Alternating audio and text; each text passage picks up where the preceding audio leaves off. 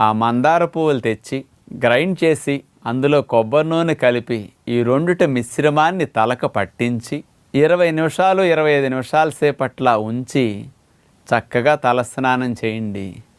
ఈ మందార పువ్వుల్లో ఉన్న మెడిసినల్ ప్రాపర్టీస్ తైలంతో కలిపి ఇట్లా మర్దన చేసి రాసేసరికి జుట్టు కుదుళ్ళకు పట్టి జుట్టు పైభాగాన ఉండే కలర్కి కూడా ఇట్లాంటి తైలం వల్ల మంచి గ్లోతో జుట్టు నిగనిగలాడుతూ ఇక ఊడిన జుట్టు రావటానికి, జుట్టు ఊడకుండా కొంత నివారించటానికి ఈ పద్ధతి చక్కగా ఉపయోగపడుతుంది.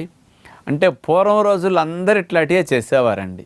ఏ మందులు కాస్త స్పెషలిస్టులు లేని రోజుల్లో అమ్మమ్మలే పెద్ద డాక్టర్లాగా ఇలాంటివన్నీ ఋషులు వాళ్ళ కొంత గురువులు ఇచ్చిన వాటిని ఉపయోగించేవారు.